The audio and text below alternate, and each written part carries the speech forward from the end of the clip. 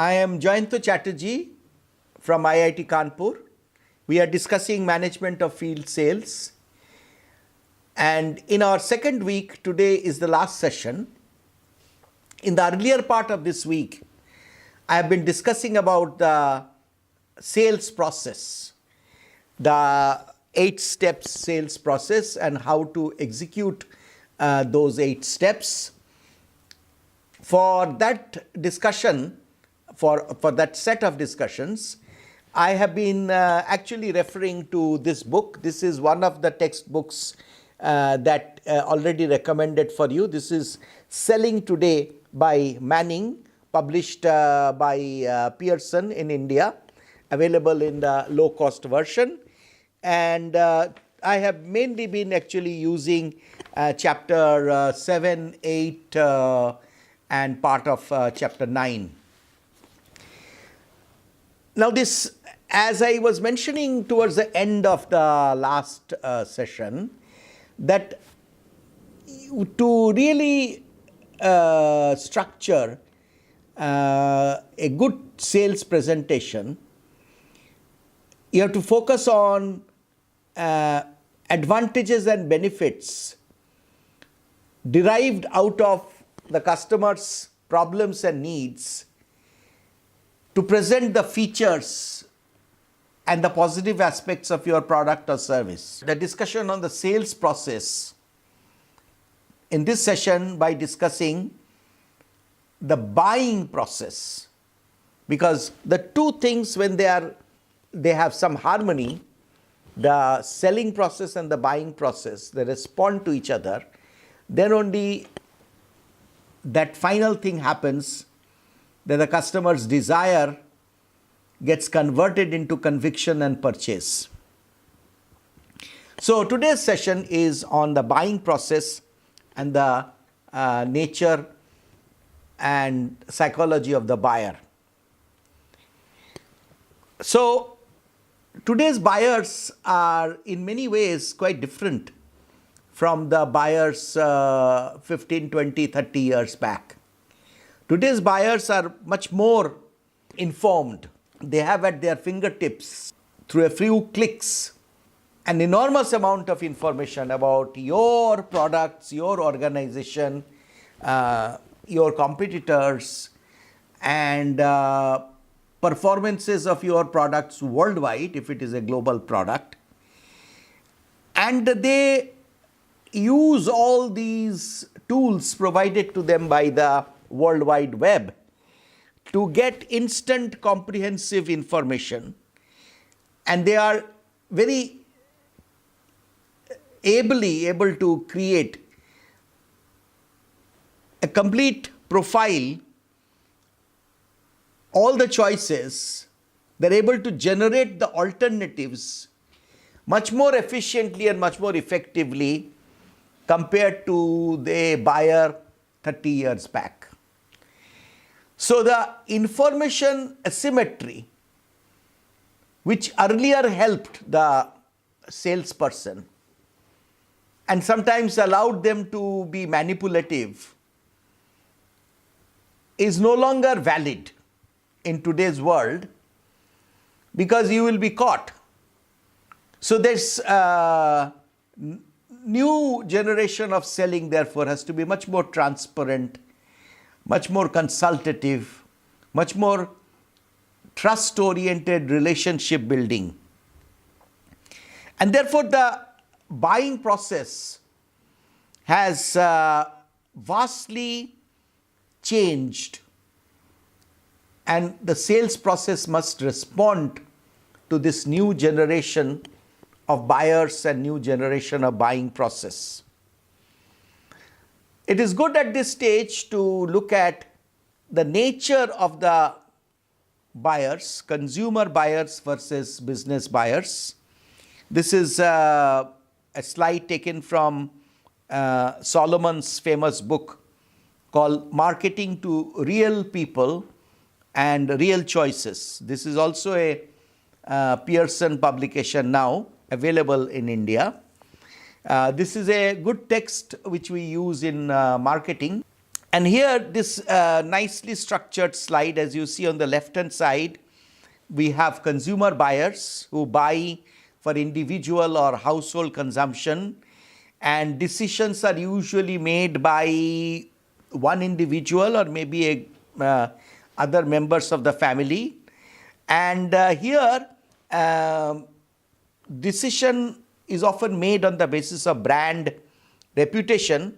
Also, decisions are often made by recommendation, based on recommendation from trusted people, relatives, friends, family members. And the buyer may not have detailed product expertise. So, for example, if you are buying say a high value music system, right? You may not have all the knowledge, technical knowledge needed, which tells you how a good music system compared to the other. Even without knowing those features and technical nuances, you may be taking a decision based on somebody you know, and the purchase that they have made, and the performance of the music system in their household, or the recommendation from a trusted friend or an employee or a colleague. And often these decisions are quick decisions, depending on the value of the purchase, of course, and the relative economic strength of the buyer. Sometimes it may be a sort of longer discussion.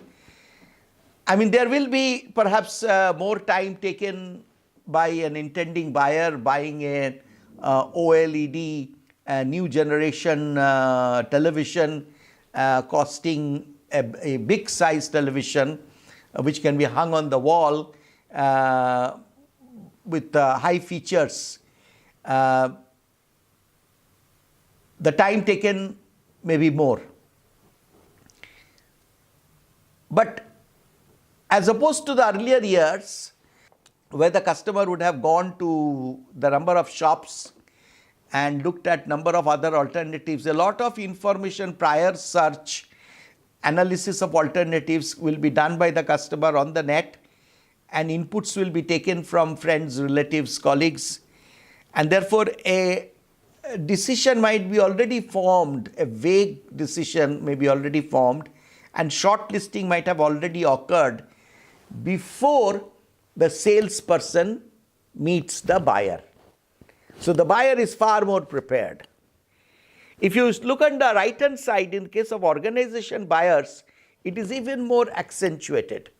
In these cases, the purchases are made for some specific need, and it's not for personal consumption, but something that is going to help in the production process of the customer.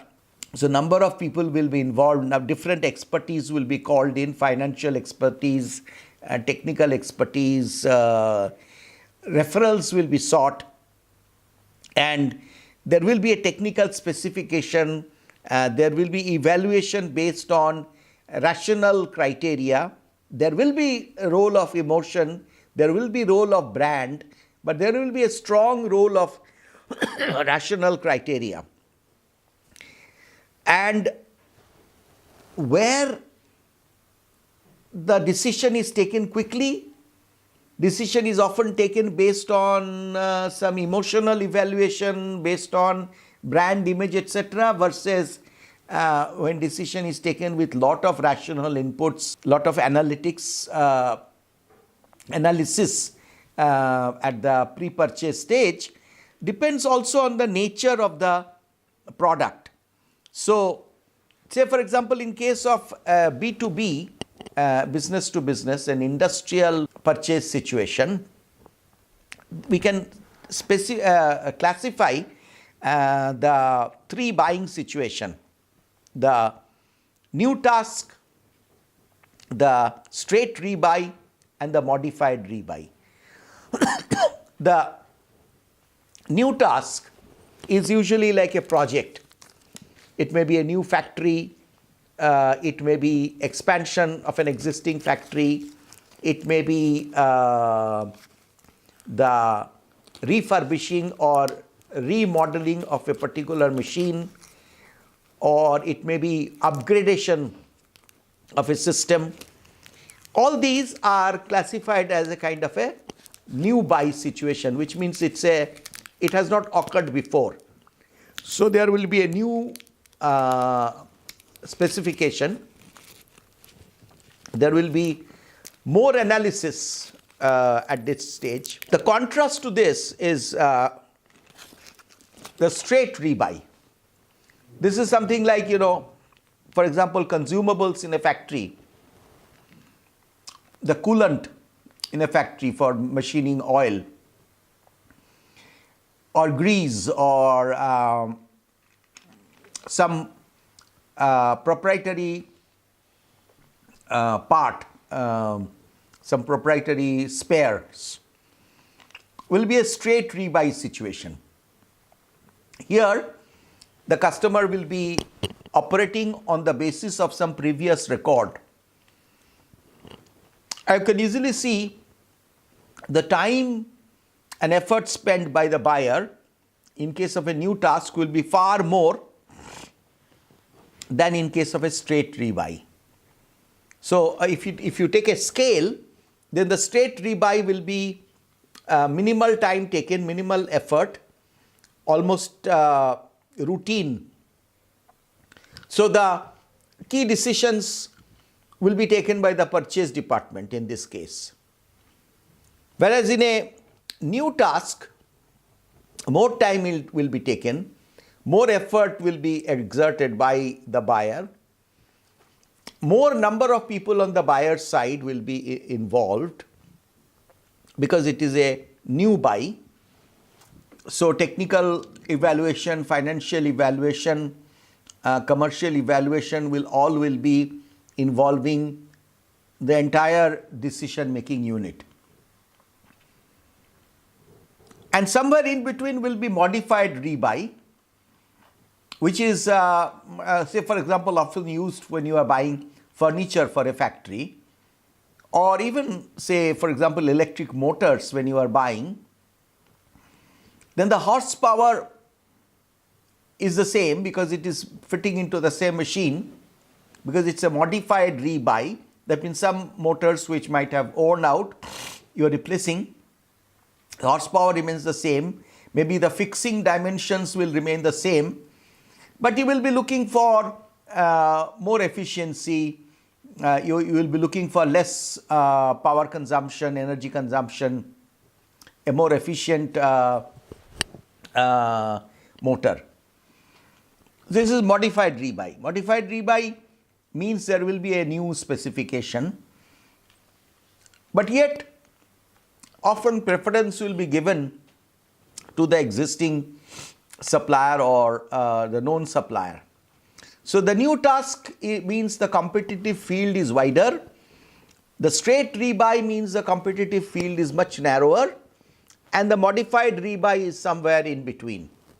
So as you can see here, the three types of buying situations create different kinds of involvement levels from the buying organization and different types of complexity of human dynamics. Buyer-seller interactions will be more complex in case of new task, will be least in case of a straight rebuy. Straight rebuy often happens totally electronically these days. No human beings are involved, because if it is straight rebuy of a regular component that is used, then the buyer's computer may automatically indent it from the chosen supplier's computer.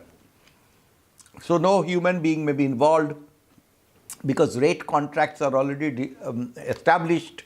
So one ERP system will inform the other ERP system, and that these number of units or these number of kgs are required for this particular product or component or consumable, and it will be supplied.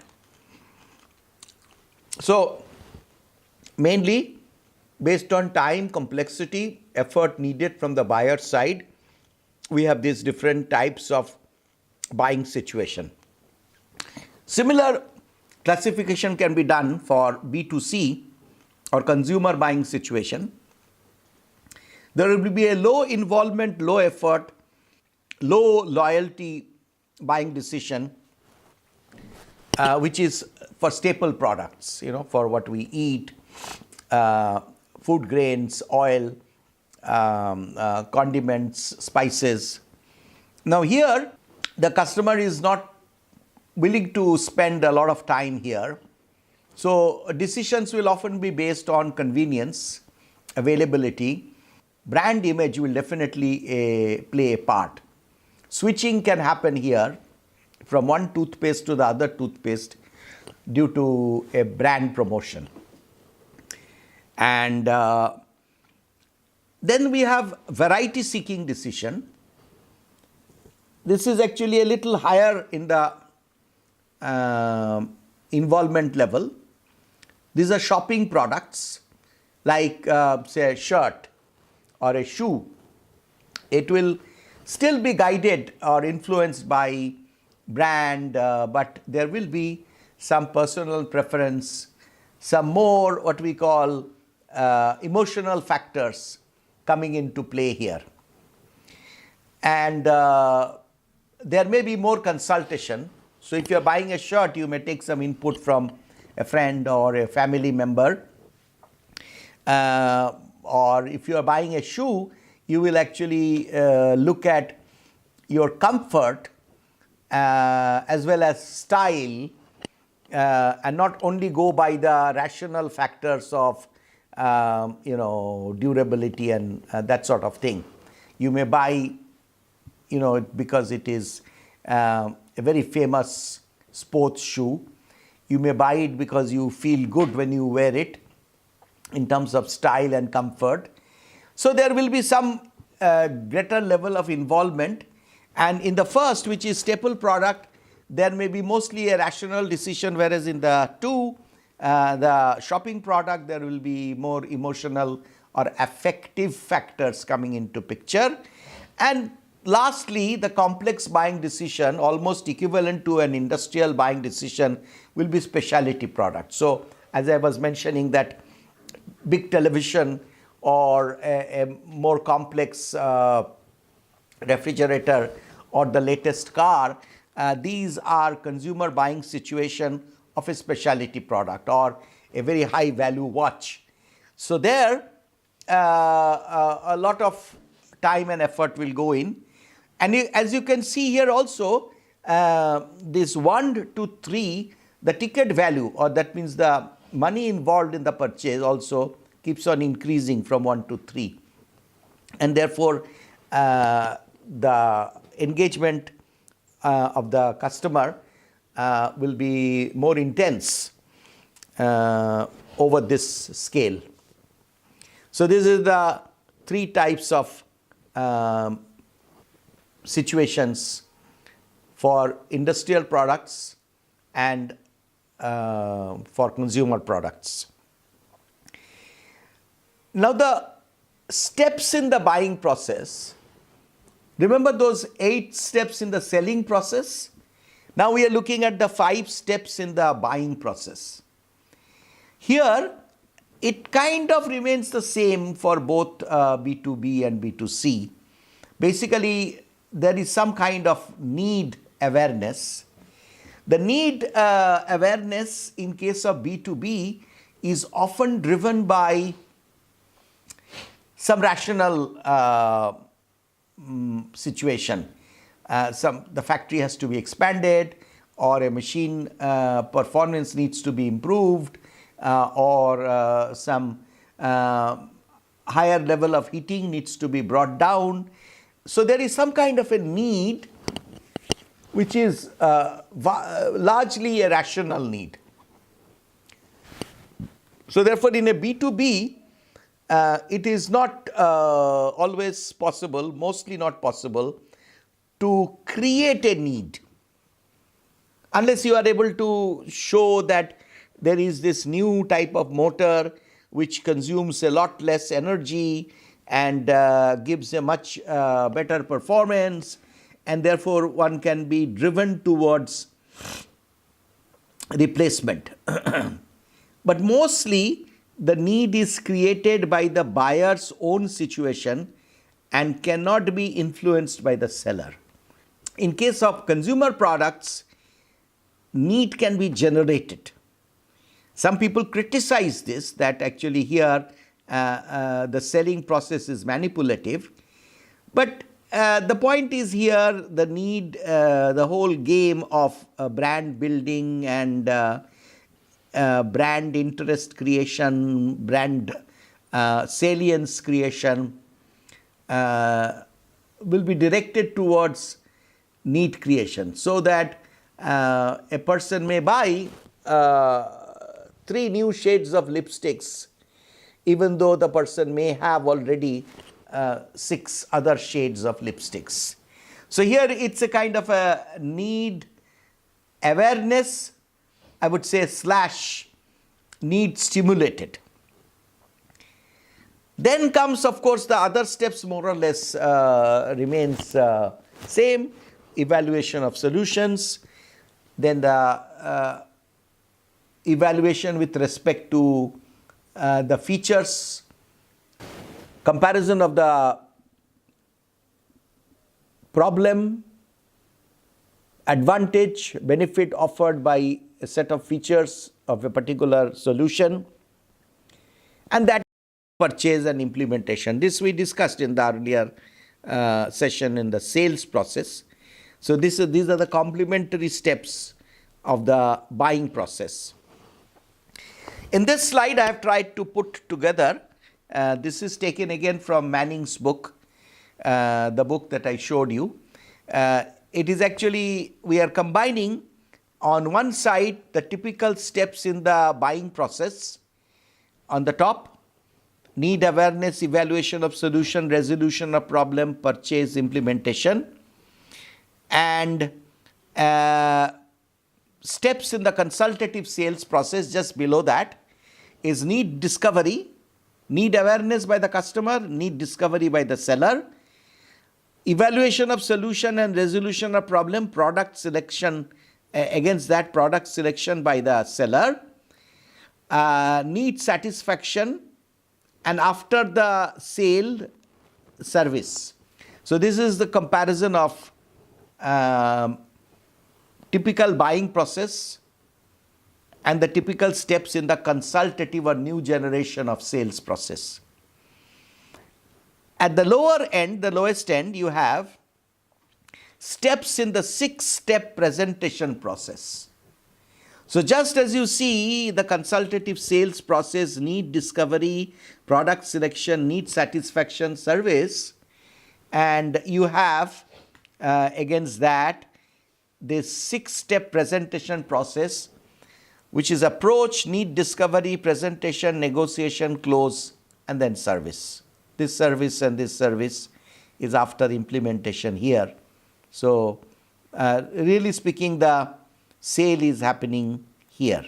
This matching, please look at it a little bit with greater intent, and that will give you the lead to this, how your sales presentation or how your interaction should be structured. Now you can immediately see that depending on the involvement of the buying situation, new task versus straight rebuy versus modified rebuy, or this staple shopping specialty, low involvement, variety seeking, and high involvement or complex buying, depending on that, we will have this 3 situation. One is transactional process buyer. So if it is a staple product or if it is a straight rebuy product, then we can call that buying process as transactional. That means here the focus is mostly on the purchase. There are not very many interaction stages between the buyer and the seller. And the next stage is the consultative process buyer. Now, consultative process buyer will need uncovering the needs and problems of by the seller and presentation of advantages and benefits in response to those identified needs and problems. So that's the difference between transactional, which is almost like a through automatic process, and here a lot of interaction. So in type 1 transactional, there will not be many interactions, whereas type 2 consultative, there will be many interactions. So the time taken in type 2 situation will be more than the type 1 situation. Efforts needed, strategy needed, all these will be more in type 2. And lastly, what we call strategic alliance process buyer. Here, like many automotive companies do this, say a company like Maruti or Hyundai, they will be carefully evaluating for each one of their key components or subsystems. Say if it is for steering wheels or for brakes or for wheel systems, they will be carefully evaluating the possible suppliers. As you possibly know that in a car, the final assembly takes place in Maruti or Hyundai, but 80-90% of the components and subsystems come from outside. So the window shield, the window operating system or window regulator, the steering wheel or the transmission system, a few will be manufactured inside the company. Maybe the engine will be made by the car manufacturer. Nowadays, sometimes even the engine is sourced from another manufacturer. But all these mixing and matching finally will be assembled at the final brand maker. So Hyundai will be doing the final assembly. Of course, now lately even that work has been outsourced in some cases. When this kind of buying happens, that means you have carefully evaluated set of component or subsystem supplier, based on which you will then take a decision that, okay, I am Maruti and I am going to buy my steering columns and steering systems, and these are the 2 or maximum 3 manufacturers who will be my chosen suppliers. At this stage, what will happen is what we call almost an alliance will be developed between your chosen supplier and you as the buyer. And therefore, this sales process is quite different. It is longer, it's much more intense, it will have a lot of technological interfaces, like for example, the ERP system of Maruti most likely will be talking to the ERP system of Sona Koyo steering, a major steering system supplier. And once having decided that this model will take this steering, this car model will take this steering, and depending on the production schedule of Maruti, the requirement will automatically be fed into the steering manufacturer's ERP system, and this will be almost automated supply, which means that this end process would have been arrived at after a lot of negotiation, after a lot of trust building, after a lot of determination of technical and commercial features.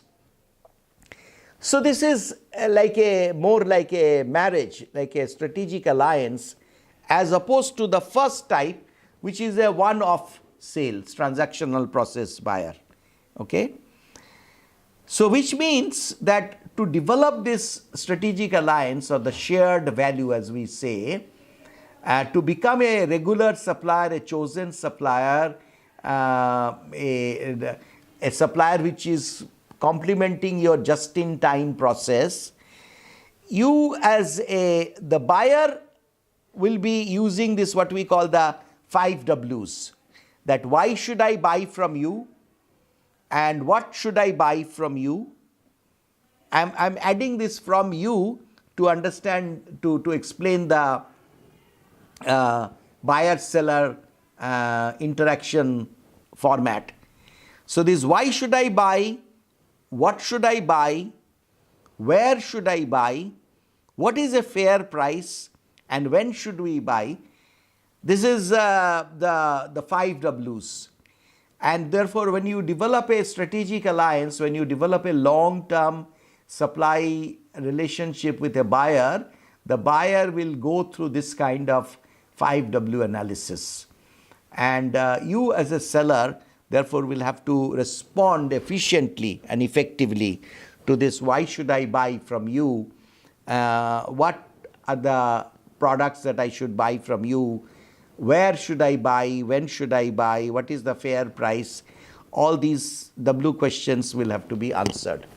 I will now shift to few other psychological issues. This is the famous Maslow's hierarchy of needs. This is a very important model, concept for B2C purchases, to highlight that in the buying process, the rational buying happens at the lowest level, where you're looking at physiological or security needs. So a staple product in a B2C situation will be actually guided by this physiological or security related concern. Whereas for a specialty product or for a shopping product, these higher levels, which is social and esteem, will play a big part. So which means that the lower side decisions of the buyer are guided by rational factors, logical factors, weights and prices and features and so on. But on the other side, as you go more from staple to shopping to specialty, there will be higher role played by social factors, esteem factors, which means the emotional factors will play a much bigger role in the buyer's mind while making the purchase decision. So you as a seller, you have to be careful when you build your brand or when you offer your feature advantage benefit, the FAB cluster. You have to understand that how the product is positioned with respect to Maslow's hierarchy of needs. So that's kind of the conclusion of our discussion on the buying process, which complements the selling process discussion of the earlier days in this week. And with this, we now have a fairly good understanding of the last mile, the tactical end of sales and the tactical end of buying. And as we discussed, the two together create the dynamics that you need to handle during the sales encounter. And for your reference, look at Manning's book, chapter 8, 9, and possibly chapter 10. We will take up the next session in the next week, some more advanced topics with respect to negotiation, and also we will spend some more time next week on this field sales management issues, the internal organizational issues, the recruitment of salespeople, performance evaluation of salespeople, structuring of the sales organization, and such issues we will be taking up over the second part of this course during the third week and the fourth week. Thank you.